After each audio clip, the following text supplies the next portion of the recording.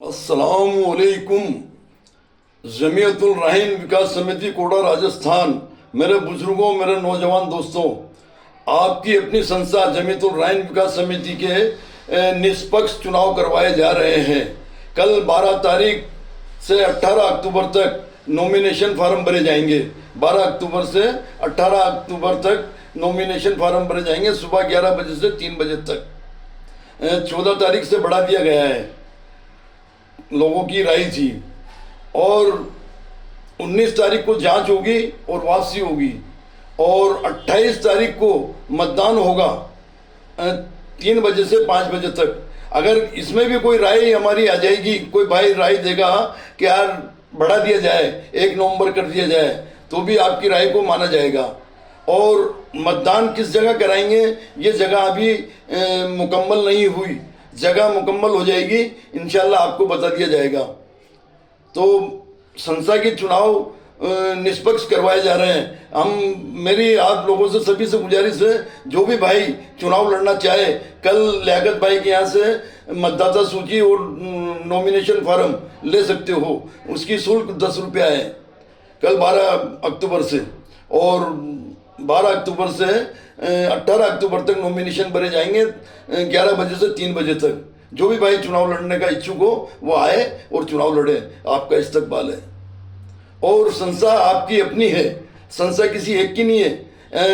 इसको आगे ले जाने का काम करें, मजबूत करने का काम करें, और मिलजुल कर सब साथ में मिलकर काम करें, क्योंकि ये संस्था किसी एक की नहीं है। ये कोई मेरे बाप की संस्था नहीं है, राइन समाज की है जो कोटा में निवास करते हैं, सबकी संस्था है।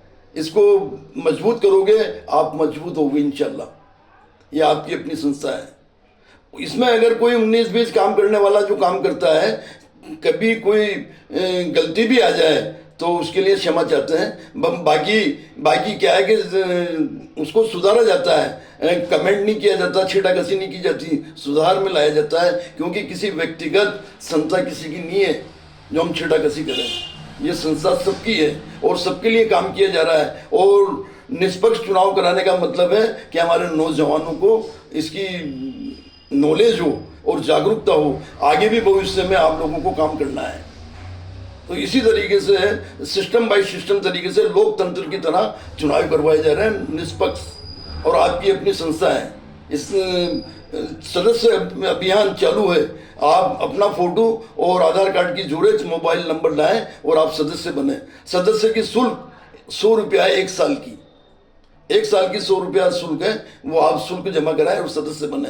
आप मत डालोगे, आप मत डालने का अधिकार रखोगे। एक पद के लिए एक उम्मीदवार होगा, और एक उम्मीदवार को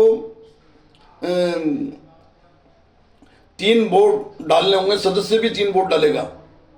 संस्था का जो सदस्य है वो भी 3 वोट डालेगा। अध्यक्ष के लिए डालेगा, सचिव के लिए डालेगा, कोषाध्यक्ष के लिए डालेगा, और चुनाव लड़ने वाला भी 3 वोट डालेगा।